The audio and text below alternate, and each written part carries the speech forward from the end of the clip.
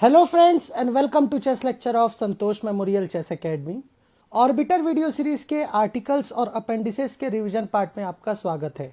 अभी तक हमने स्टैंडर्ड, रैपिड और ब्लिट्ज फॉर्मेट के रूल्स डिस्कस कर लिए हैं और आज इस वीडियो में हम इसे एक समरी के तौर पर समझेंगे, जिसमें हम सिर्फ इंपॉर्टेंट टॉपिक्स को आपके रेफरेंस के लिए टच करेंगे। अगर आप इस वीडियो को देख रहे हैं तो मैं आपसे एक्सपेक्ट कर रहा हूं कि आपने हमारे सभी आर्टिकल्स के डिटेल्ड एक्सप्लेनेशंस देखे हुए हैं और आप एक क्विक रिवीजन चाहते हैं एक एग्जाम के पर्सपेक्टिव से। तो आइए आर्टिकल और अपेंडिसेस के इंपॉर्टेंट पॉइंट्स हम यहाँ पर डिस्कस करना शुरू करते हैं।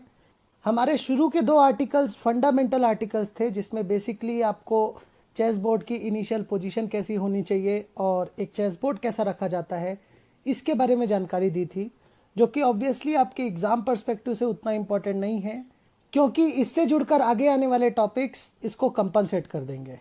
आर्टिकल 3 बेस्ड है चेस पीसेस के मूवमेंट के बारे में। दो चीज़ें विशेष तौर पर आपको इसमें ध्यान देना होगा, जैसे कैसलिंग, उनके रूल्स और एम्पसेंट कैप्चर। इससे जुड़े केसेस आपके लिए एग्जाम में आ सकते हैं, प्लीज़ इसे कवर करें। हमारा आर्टिकल 4 बेस्ड है कि एक प्लेयर चेस पीसेस और बोर्ड को कैसे हैंडल करता है। इसमें आपको 5 चीज़ें मेनली देखना ज़रूरी है। सबसे पहला कि आपको अपना मूव चलने के लिए सिर्फ एक हाथ का यूज़ करना है। पीसेस को एडजस्ट कैसे किया जाए इन केस अगर वो अपनी जगह से डिस्प्लेस हो गए हों। टच एंड मूव रूल, जिसमें आप अपने पीस को अगर टच करते हैं तो आपको चलना अनिवार्य होगा। और कैसलिंग करने के समय खिलाड़ी को कौन सी बातों को ध्यान में रखना चाहिए। प्लीज़ नोट, आप इसे आर्टिकल 3 से कंफ्यूज मत करिएगा, क्योंकि आर्टिकल 3 एक तरीके से कैसलिंग कैसे किया जाता है उसके रूल्स को हमने कवर किया था। वहीं आर्टिकल 4 बताता है कि एक खिलाड़ी किस तरीके से कैसलिंग कर सकता है।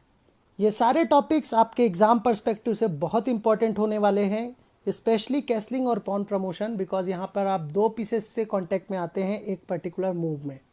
नेक्स्ट आर्टिकल, जो कि आर्टिकल 5 है, कंप्लीशन ऑफ द गेम। इसमें 3 केसेस में गेम तुरंत कंप्लीट हो जाता है, ये डिस्कस किया गया है, जो कि है रेजिग्नेशन, चेकमेट और स्टेलमेट। कुछ ड्रॉ के भी केसेस हैं, बट आपको मेनली 3 बातों का ध्यान रखना है। इससे जुड़े सिंपल क्वेश्चंस आपके एग्जाम में आ सकते हैं, जिसे हम बाद में एक सेपरेट वीडियो में डिस्कस करेंगे, जिसमें हम एग्जाम्पल क्वेश्चंस की मदद से आपके डाउट्स क्लियर करेंगे। अगला आर्टिकल आपके एग्जाम पॉइंट ऑफ व्यू से बहुत इंपॉर्टेंट आर्टिकल है, that is chess clock. Chess clock से जुड़े इंपॉर्टेंट रूल्स इसमें कवर किए गए हैं, जैसे आप एक चाल को कैसे कंप्लीट कर सकते हैं और मेकिंग और कंप्लीशन में क्या डिफरेंस है। अपनी चाल चले बिना अगर आप क्लॉक प्रेस करते हैं तो ये इलीगल माना जाएगा। जिस हाथ से आपने मूव चला है ऑब्वियसली आपको उसी हाथ से क्लॉक प्रेस करना है। अपने टाइम में ही प्लेयर पीसेस एडजस्ट कर सकते हैं।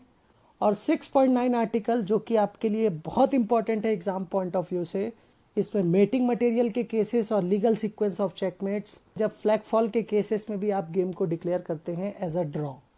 क्लॉक है तो समय खत्म होगा ही, जिसे हम डिनोट करते हैं फ्लैग फॉल से।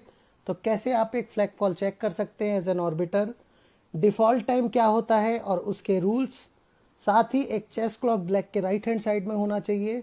और last but not the least, arbiter को ये इंश्योर करना चाहिए कि राउंड शुरू होते ही वाइट के क्लॉक्स स्टार्ट हो जाना चाहिए। अगला आर्टिकल भी आपके एग्जाम पॉइंट ऑफ व्यू से इंपॉर्टेंट है, इरेगुलरिटीज़। खेल में जब कुछ इलीगल पोजीशंस आती है, कोई अनियमितता आती है, तो कैसे एक ऑर्बिटर इसमें डील करता है, यह आर्टिकल उस कॉन्सेप्ट को कवर करता है। इसमें कुछ इंपॉर्टेंट टॉपिक्स हैं, जैसे एक ऑर्बिटर का डिसीजन अगर चेस बोर्ड गलत रखा है तो क्या आपका निर्णय होगा। पीसेस की इनिशियल पोजीशन अगर गेम खेलते समय गलत होती है, एक टूर्नामेंट में अगर आप ऑब्जर्व करते हैं, तो आप क्या डिसीजन लेंगे। एक रिवर्स कलर के साथ में अगर कोई खिलाड़ी आपस में गेम खेल रहे हों, जिसमें 10 मूव रूल का एक स्पेशल कॉन्सेप्ट दिया गया है, ज़रूर उसके बारे में आपको जानकारी होनी चाहिए, क्योंकि एग्ज़ाम में ऐसे क्वेश्चंस पूछे जा सकते हैं। और last but not the least 7.5 article, जो कि सारे इलीगल मूव्स को कवर किया है, जो कि आपके पोजीशन में एक इरेगुलरिटी लाते हैं। और एग्जाम्स के क्वेश्चंस भी आपके लिए कुछ इसी तरीके के कॉन्सेप्ट से आएंगे। आर्टिकल 8 बताता है रिकॉर्डिंग ऑफ मूव्स के बारे में। जब एक खिलाड़ी गेम खेलता है तो कैसे वो उसको रिकॉर्ड कर सकता है एक स्कोर शीट के माध्यम से।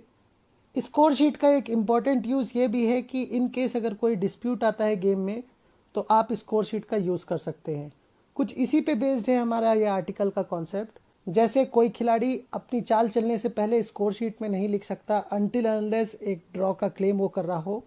स्कोर शीट्स में ड्रॉ ऑफर्स को नोट कैसे किया जाता है, in case of any issue एक अलग बोर्ड में दोनों प्लेयर्स को स्कोर शीट का यूज़ कर गेम को रिप्ले करना, और साथ ही गेम खत्म होने के बाद में ऑर्बिटर को स्कोर शीट सबमिट करते समय किन इंपॉर्टेंट बातों का ध्यान रखना, जैसे खिलाड़ियों के सिग्नेचर्स। अगला आर्टिकल है 9 द ड्रॉन गेम। इसमें हम देखेंगे कि एक ड्रॉ ऑफर, अग्रीड ड्रॉ और ड्रॉ क्लेम कैसे किए जाते हैं। ड्रॉ ऑफर करने का एग्जैक्ट 3 स्टेप सीक्वेंस होता है जो कि एग्जाम पॉइंट ऑफ व्यू से आपके लिए बहुत इंपॉर्टेंट होगा।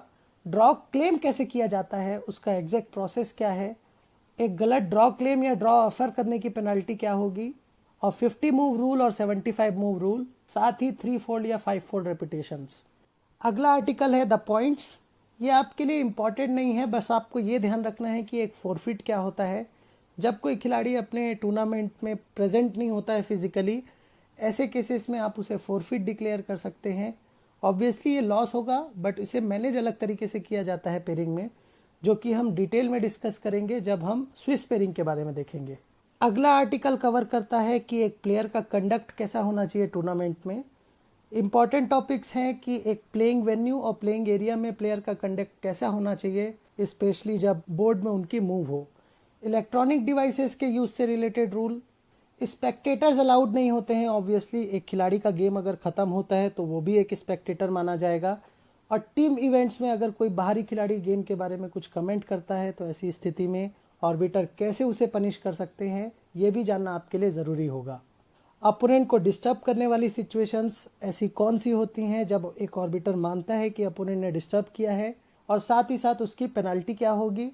और 2 हमारे इम्पॉर्टेंट राइट अधिकार एक खिलाड़ी के तौर पर, वो है राइट टू रिक्वेस्ट इन्फॉर्मेशन और राइट टू अपील। अगर उसको ऑर्बिटर के किसी डिसीजन से प्रॉब्लम है तो यहाँ पर वो अपील कर सकता है।